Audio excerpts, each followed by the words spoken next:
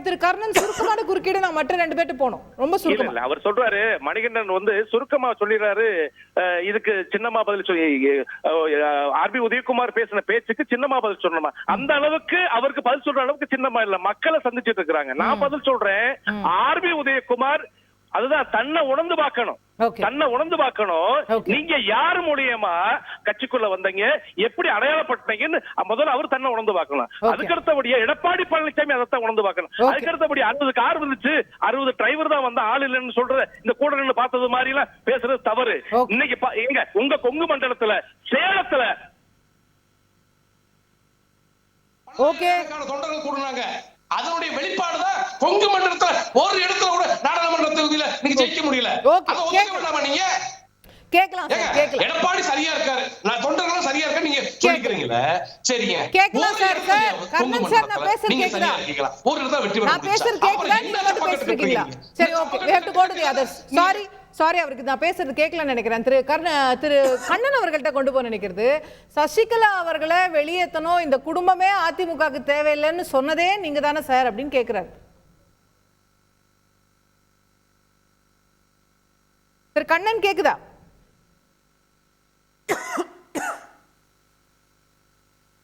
Okay, திரு கண்ணனுக்கு கேட்கல. நான் திரு தமிழ்மணி அவர்கள்ட்ட கொண்டு போக நினைக்கிறது, இதுல இதே ஆர்பி உதயகுமார் தான், இதே சசிகலா அவர்கள் முதலமைச்சர் ஆகணும், அவங்க தான் பொறுப்பேற்றுக்கணும், அவங்க தான் கட்சியை வழிநடத்தணும்னு முதல்ல பேசின ஆள்.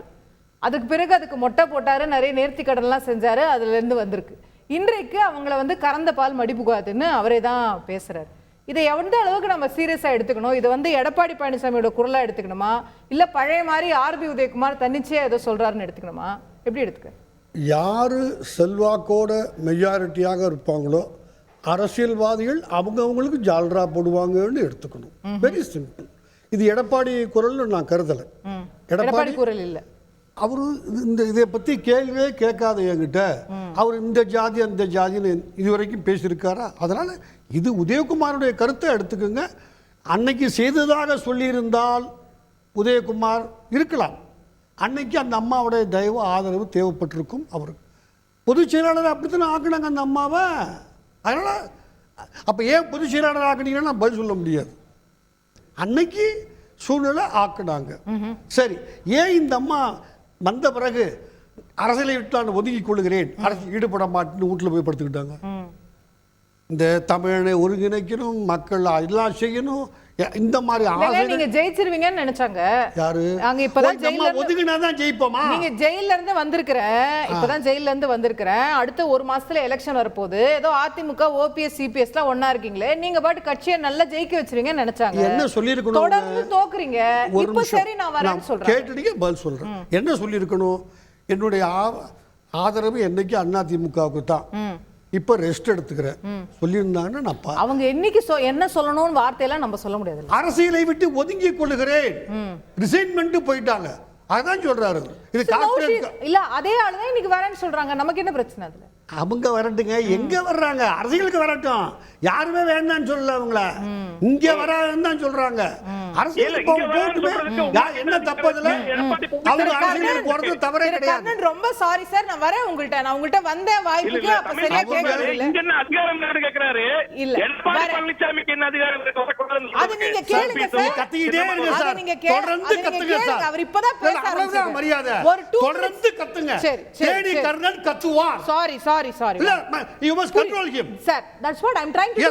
When I'm trying to do, you also don't get agitated. No. Madam, fourth time. I understand. Yes. That's why நான் அவர்ட்ட தான பேசினேன், நான் உங்களை கண்ட்ரோல் பண்ணல. Madam. I understand. So please stay calm. Now it's your turn. Please ensure it does not repeat. Please நீங்க sir, நான் அவர் hi பிடிக்க முடியாது, என்னால கண்ட்ரோல் பண்ண முடியாது. நான் இப்படி தான் மேடம் பிஹேவ் பண்ணுவேன், என்ன கண்ட்ரோல் பண்ணாதீங்க.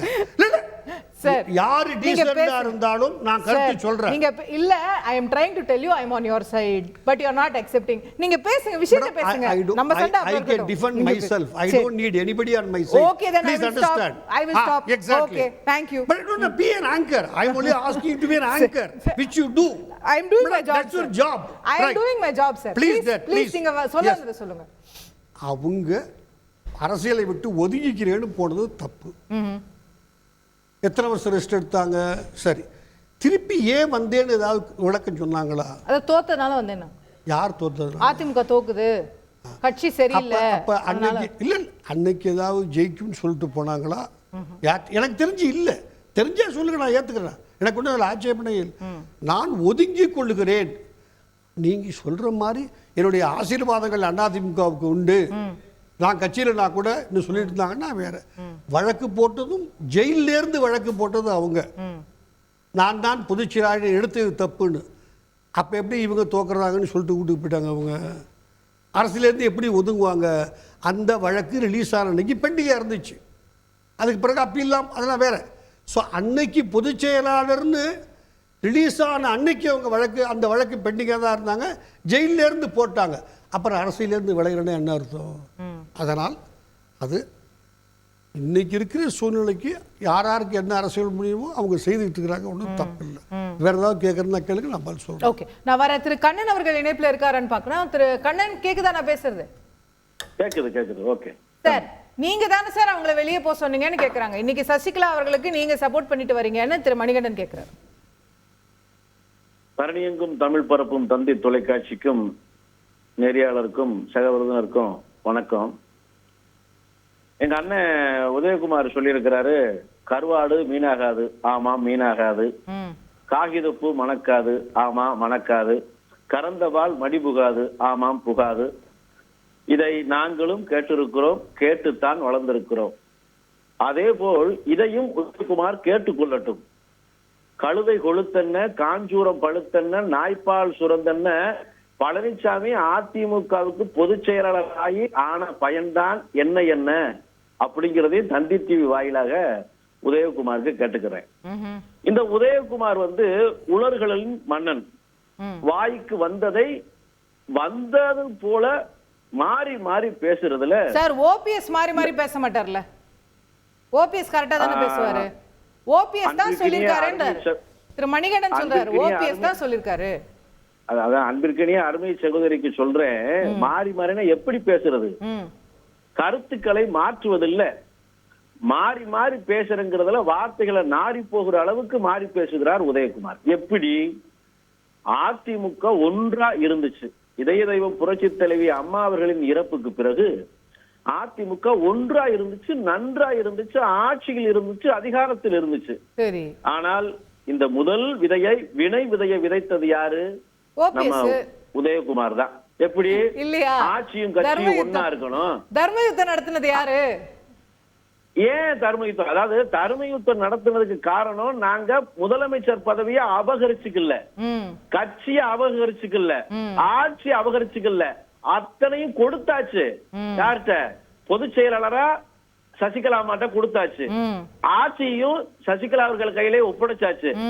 தர்ம யுத்தம் நடத்தும் போது ஓபிஎஸ் வெறும் எம்எல்ஏ, எந்த பொறுப்புலையும் கட்சியில கிடையாது.